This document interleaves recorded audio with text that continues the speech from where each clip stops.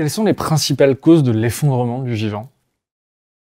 Alors là, on les connaît, hein. Bien sûr, la cause qui est derrière, sont les activités d'Homo sapiens, mais ça va être donc l'utilisation des espaces sur les continents notamment, la fragmentation des espaces, l'artificialisation, l'usage des sols qu'on peut faire, la manière dont on fait de l'agriculture ou de la déforestation en Amazonie, par exemple, en ce moment. Hein. Bon, je veux citer personne, mais enfin, vous m'aurez compris.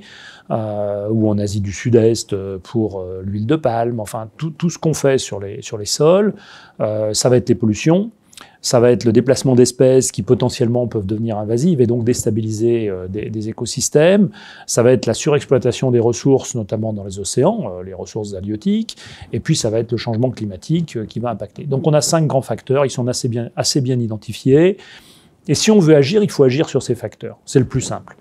Je dis souvent, il ne faut pas prendre le temps d'essayer de tout comprendre, comment fonctionne tel ou tel écosystème. C'est d'abord, on n'y arrivera pas, c'est très compliqué, comme je le dis, le vivant est complexe, on ne peut pas jouer à gérer le vivant, c'est totalement illusoire, on ne fera que des bêtises si on essaye de faire ça.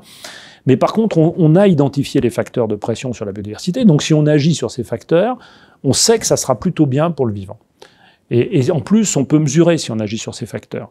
Si on artificialise moins, on peut mesurer de combien on a moins artificialisé les surfaces continentales. Si on prélève moins de poissons dans l'océan, on sait de combien on a prélevé moins de poissons dans l'océan. Donc en plus, c'est mesurable. Donc c'est ça qu'il faut faire. On parle souvent de l'artificialisation des sols, de l'agriculture en général. On parle un peu moins souvent des effets néfastes de la pêche sur la biodiversité. Vous, la pêche, c'est quelque chose qui vous inquiète en termes de biodiversité ? C'est quelque chose qui m'inquiète parce qu'on a beaucoup surexploité. On fait beaucoup d'aquaculture maintenant. Hein. C'est-à-dire qu'en fait, il y a plus de la moitié des poissons qu'on mange qui viennent de fermes aquacoles. Mais néanmoins, pour nourrir ces poissons, on va empêcher des plus petits. Alors, donc, de toute façon, on pêche quand même. On nourrit nos poissons d'élevage avec des poissons sauvages. Et il faut savoir que quand on mange du poisson, souvent on mange des top prédateurs, hein, c'est-à-dire qu'on va chercher au sommet de la chaîne alimentaire. Hein, quand on va manger du saumon, quand on va manger du cabillaud, c'est-à-dire de la morue, on est vraiment sur des top prédateurs. Quand on mange du requin, alors là, c'est même pas la peine d'en parler. Là aussi, je l'explique dans le livre. Si vous mangez de l'herbe, bon, vous êtes végétarien, mettons, vous mangez de l'herbe, vous avez un certain impact. Si vous mangez un animal qui lui-même mange de l'herbe, pour fabriquer 1 kilo de cet animal, il faut beaucoup d'herbe. Donc vous mangez à la fois l'herbe qu'il a mangée, plus l'animal qui a mangé cette herbe.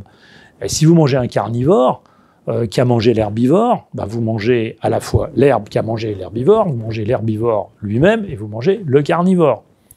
Et à chaque fois, en gros, il y a un facteur 10 à chaque fois qu'on grimpe d'un cran dans la chaîne alimentaire.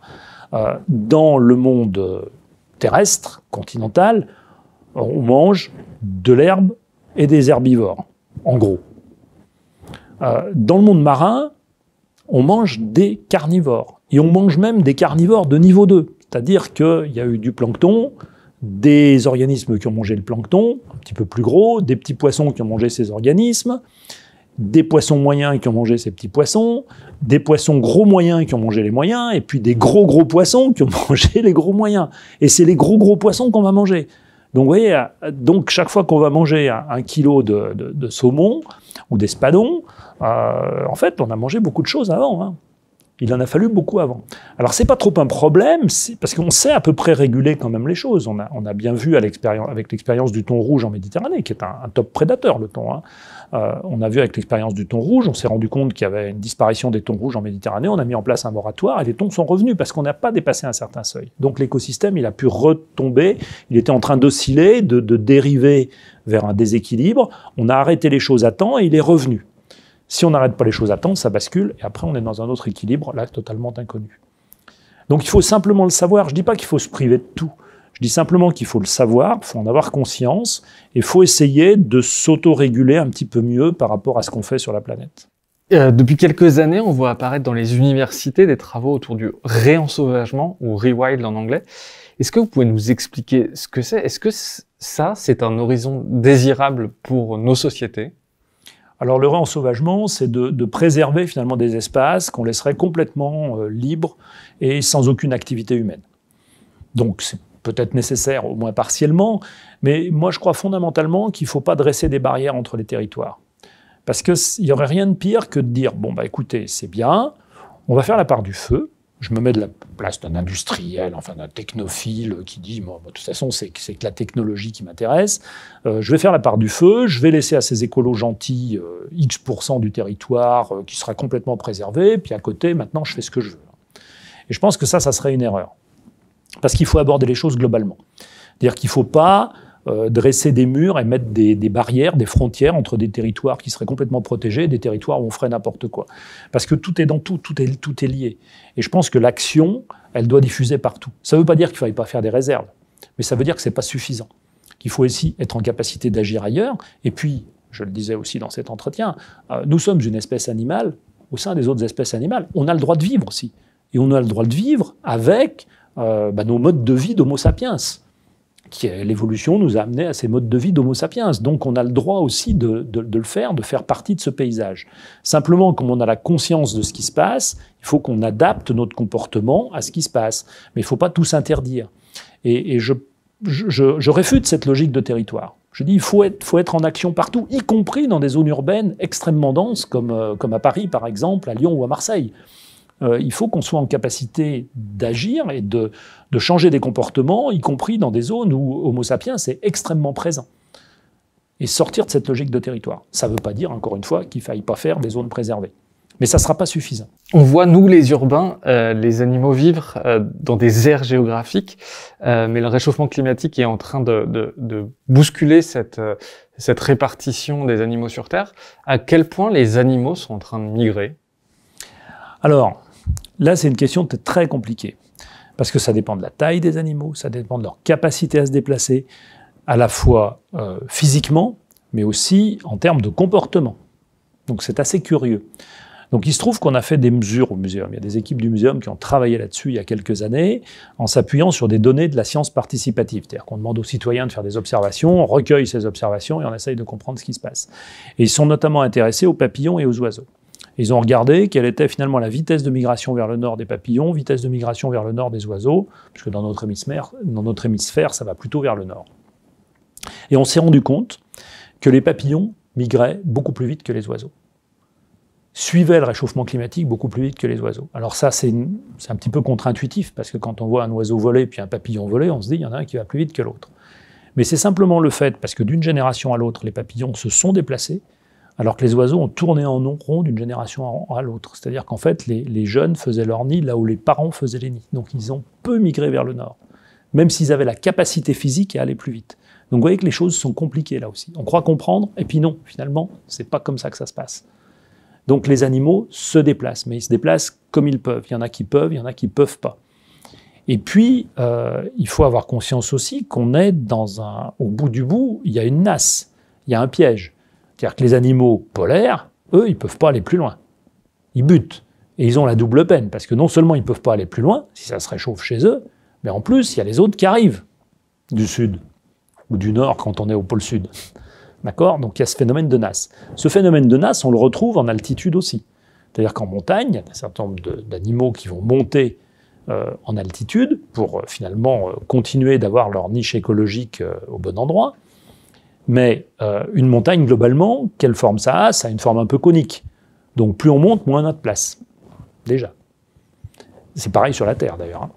Plus on monte, moins on a de place. Et puis d'autre part, il y a les autres qui arrivent. Et puis quand on est au bout, on est au bout. On ne peut plus aller plus haut. C'est fini.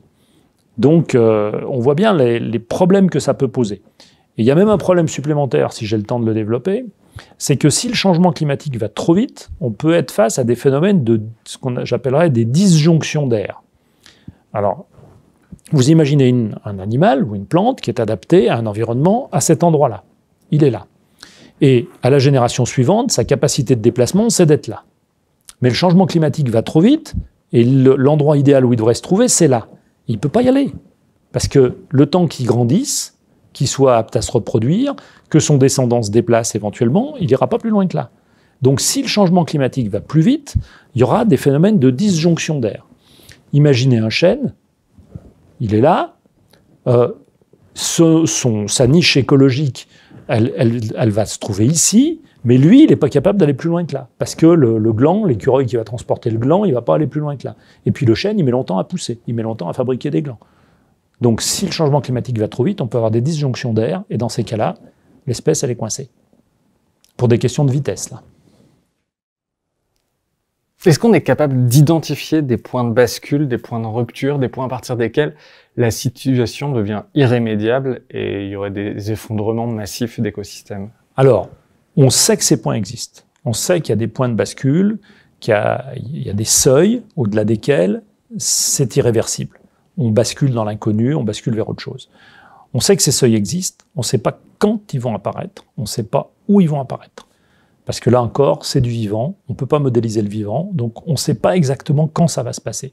On peut dire c'est en train d'arriver, mais je ne sais pas exactement quand ça va se passer. Si vous voulez, c'est un petit peu comme les tremblements de terre. Quand il y a une faille qui est en tension dans l'écorce terrestre, on peut mesurer que la faille est en tension, donc on sait qu'il va y avoir un tremblement de terre, on ne sait pas exactement quand est-ce qu'il va intervenir. On fait des prédictions maintenant qui sont de plus en plus précises, mais on ne sait pas, par exemple, sur la Côte d'Azur. On sait très bien que c'est une zone sismique, la Côte d'Azur. L'Italie est un morceau d'Afrique qui est venu se planter dans l'Europe et qui, en impactant l'Europe, a créé la chaîne alpine. Et on sait bien qu'il y en aura un jour, tremblement de terre. Ou à San Francisco, il y a les plaques qui sont en train de coulisser, ils attendent ce qu'ils appellent le Big One. On sait qu'il y en aura, mais on ne sait pas exactement quand. Et pour la biodiversité, c'est pareil. On sait qu'on va avoir des problèmes, on sait qu'il y a des écosystèmes qui vont fonctionner autrement, qui vont basculer dans de nouveaux équilibres, mais on ne sait pas exactement quand.